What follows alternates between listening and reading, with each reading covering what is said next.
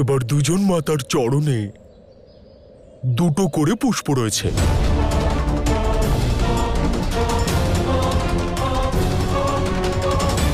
অসুর মাতা দিতি কোনো প্রশ্ন না করে, কোনো উত্তর না জেনে কি করে সিদ্ধান্ত নিলেন আপনি? আমি দেবতা নই ইন্দ্র।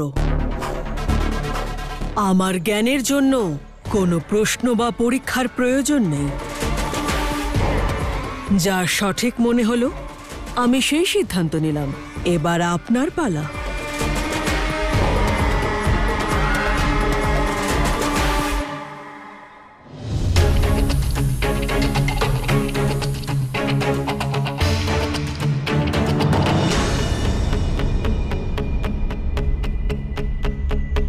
আমি সেটাই করব যেটা আমার সঠিক মনে হবে।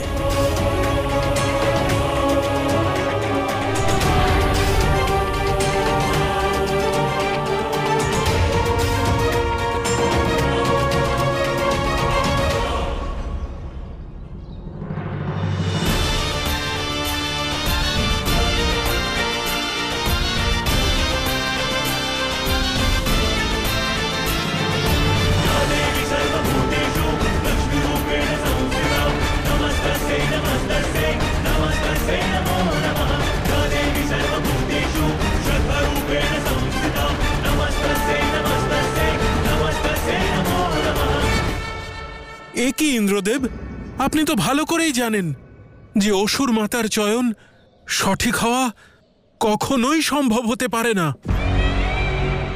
আমি সেটা বুঝে গেছি নন্দী, হয়তো তুমি বুঝতে পারোনি।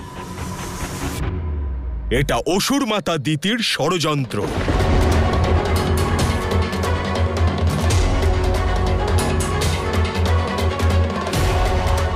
ও প্রকৃত মাতা পার্বতীর চরণে পুষ্প রেখে আমাদেরকে বিমুখ করতে চাইছে।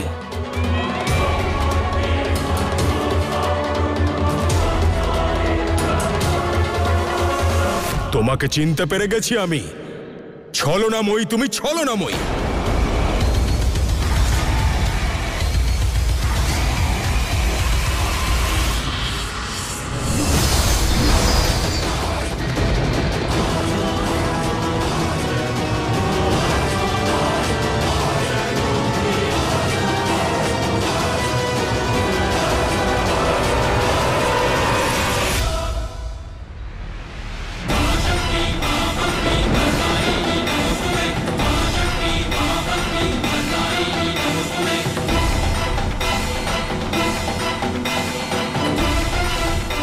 উনি তোমার সঙ্গ দেননি, তার মানে এটা নয় যে তুমি ওনার উপর প্রহার করবে।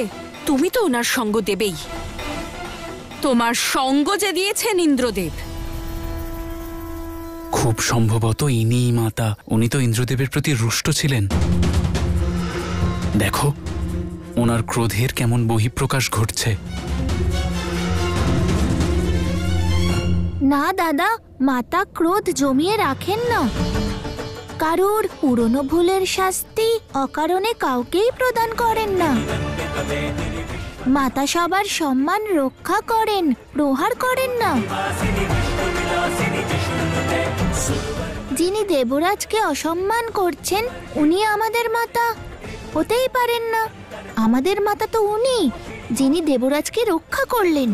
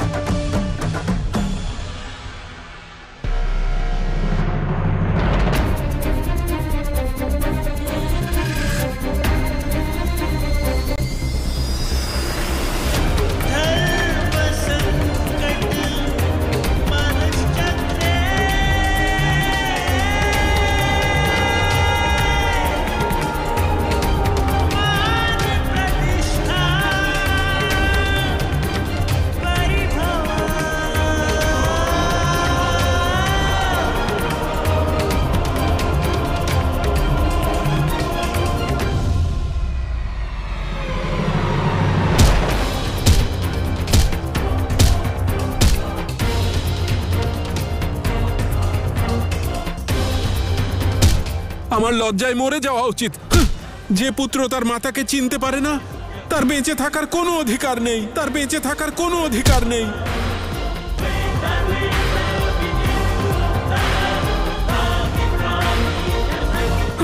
আমার লজ্জায় মরে যাওয়া উচিত। না নন্দী, থামো নন্দী। না পুত্র, আমি তোমায় এই যন্ত্রণায় দেখতে পারবো না।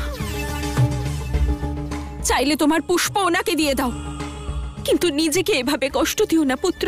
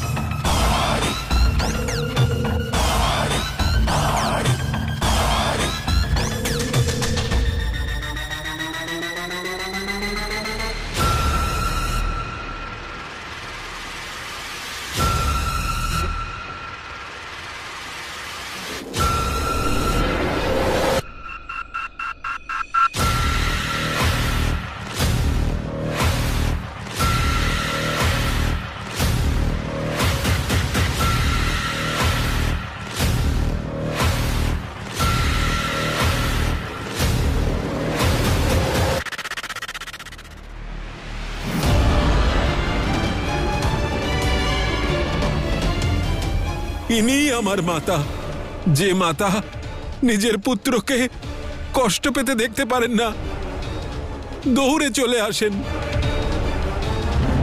তিনিই হলেন আমার আসল মাতা।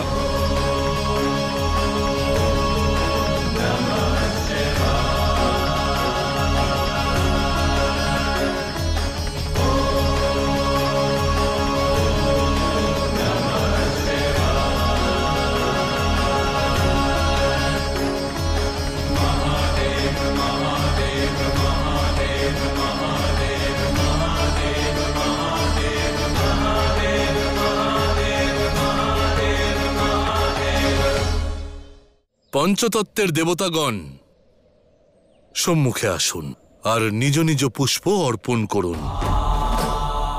নির্ধারণ করুন যে এনাদের দুজনের মধ্যে প্রকৃত দেবী পার্বতী কে। আসুন সূর্যদেব,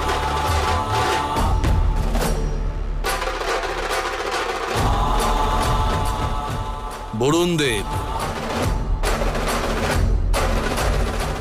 অগ্নিদেব, চন্দ্রদেব,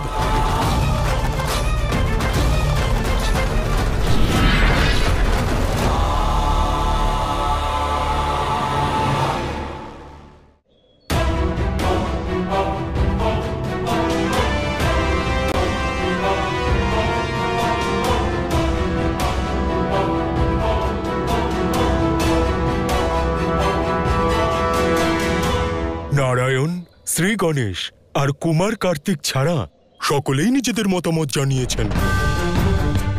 আপনার কাছে আছে 11খানা পুষ্প আর আপনার কাছে 10খানা। এবার বাকি 3 জনের মতামতই এই সমস্যার সমাধান করবে।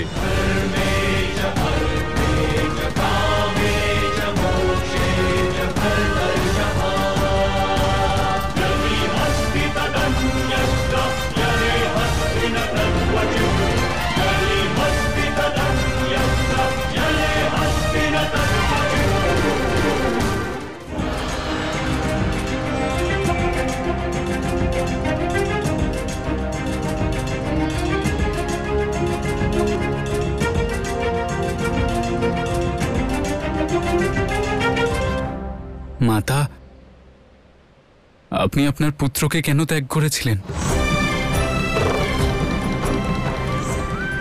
আমি সেটাই করেছিলাম যেটা সময়ের প্রয়োজন ছিল।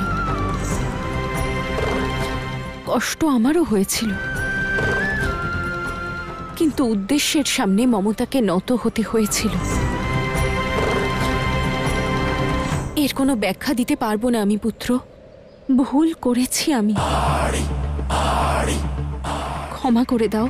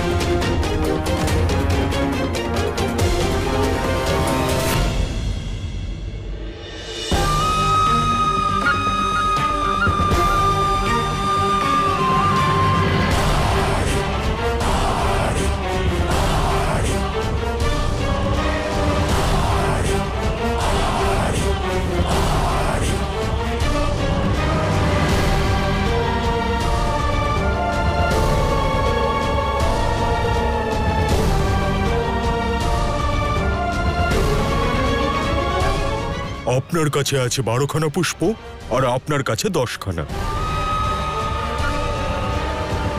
শ্রী গণেশ, আসুন আর আপনার সিদ্ধান্ত জানান।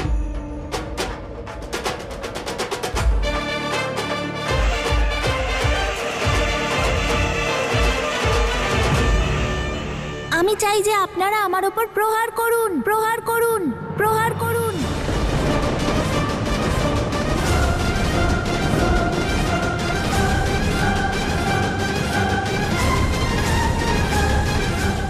না পুত্র, এই মায়াবীকে সেই সুযোগ দিও না। আমি তোমার মাতা, তোমার উপর প্রহার করতে পারবো না। ছেড়ে দাও এই জেদ। আপনিও একই কথা বলবেন তো, নিজেকে আমার মাতা প্রমাণ করার জন্য, তাই না?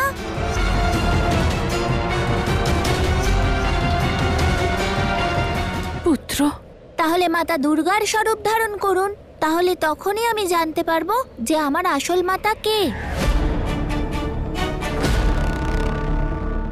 অবশ্যই পুত্র, এক্ষুনি তোমার সংশয় দূর করে দিচ্ছি। না, আমি এটা করব না। দুর্গা পাপ নাশিনী স্বরূপ। যখন সংসারে বিনাশ এতই বেড়ে যায় যে আর কোনো বিকল্প থাকে না, যখন পথ দুর্গম হয়, তখন দুর্গাকে আহ্বান জানানো হয়। মহিষাসুরকে বিনাশ করার জন্য মহিষাসুর মর্দিনীকে আহ্বান জানানো হয়। এই তুচ্ছ বিষয়ের জন্য আমি দুর্গার রূপ ধারণ করব না।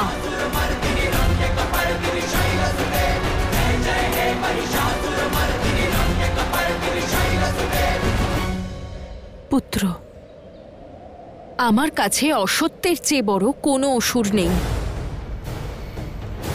আর এই অসত্যের বিনাশ করার জন্য আমি দুর্গার রূপ ধারণ করতে প্রস্তুত।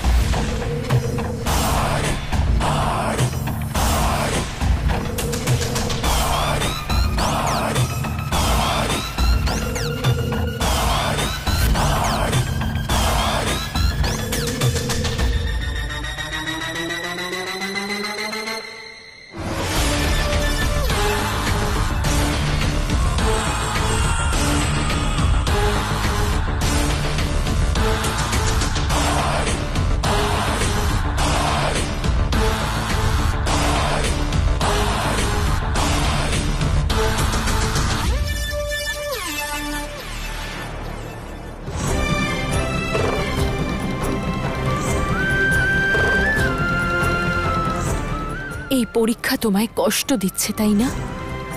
ঠিক আছে, আমি এই কষ্ট দূর করব। একজন মাতার কাছে সবচেয়ে বড় অসুর তার সন্তানের কষ্ট। আমার দুর্গার স্বরূপ দুর্গমতাকে হরণ করতে নেওয়া হয়ে থাকলে আমার জগৎ মাতার রূপ জগদম্বা জগৎ কল্যাণের উদ্দেশ্যে নেওয়া হয়।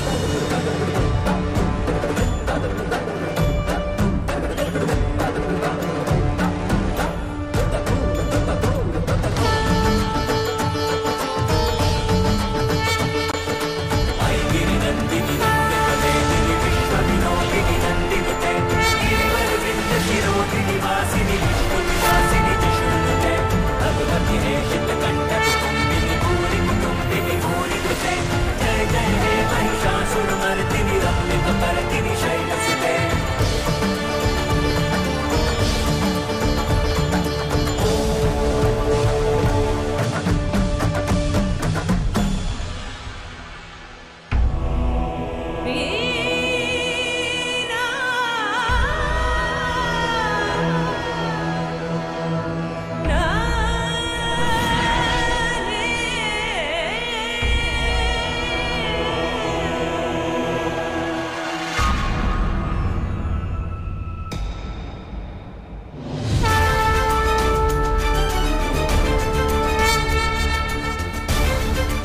দেখলে মাতা, আমি তোমায় চিনে ফেলেছি।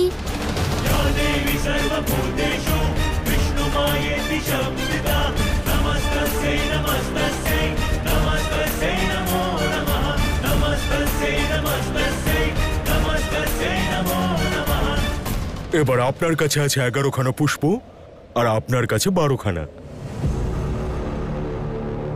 এবার নারায়ণের সিদ্ধান্তই চূড়ান্ত হবে।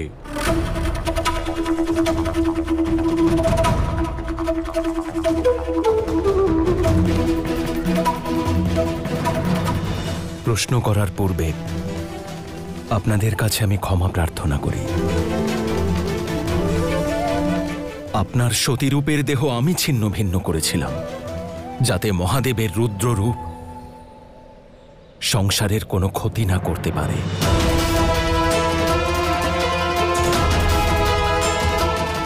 আপনাদের কাছে আমার এটাই প্রশ্ন, আজ যদি আপনারা দেবী সতীর স্থানে থাকতেন কি করতেন? আত্মদহন করতেন নাকি করতেন না?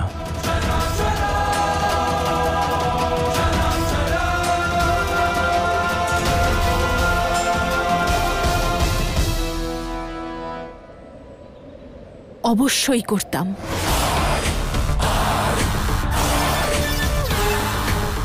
যদি প্রশ্ন আমার মহাদেবের সম্মানের ওঠে, তাহলে শক্তি সহস্রবার আত্মদহন করার জন্য প্রস্তুত।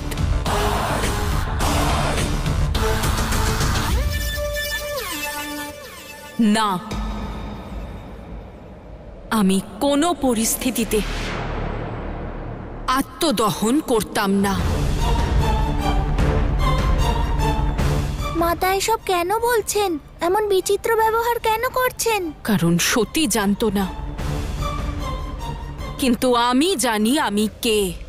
আমি শক্তি, আমি শক্তি, আমি শক্তি।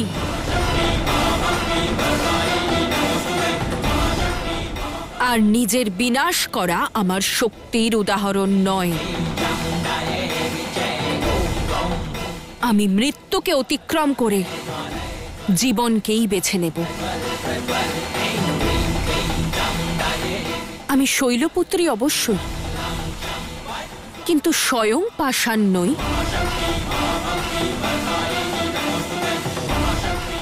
আর পার্বতী রূপে জন্ম নেওয়ার পরে আমি শিবকে পাওয়ার সব প্রচেষ্টা করব, কিন্তু আত্মদহন নয়। কারণ আমার শিব তাতে সব থেকে বেশি কষ্ট পেয়েছিলেন।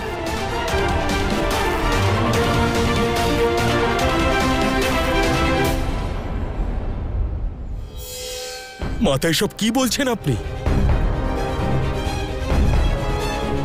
আপনার কথায় তো এটা স্পষ্ট হয়ে যাচ্ছে যে আপনি আসল মাতা পার্বতী নন। যা বোঝার আপনি বুঝে নিন, কিন্তু আমি বারবার অগ্নি পরীক্ষা দেব না।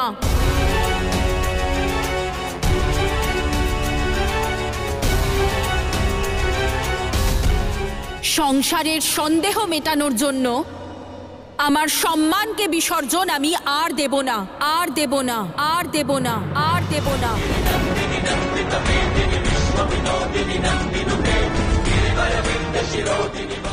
আমার জীবন, আমার সত্য, আমার প্রেমকে ভস্মীভূত করে নিজেকে প্রমাণ করা এই মুহূর্তের প্রয়োজন নয়। তোমার জন্য এইসব বলা অত্যন্ত সহজ, কারণ তুমি তো প্রেমের অর্থই জানো না।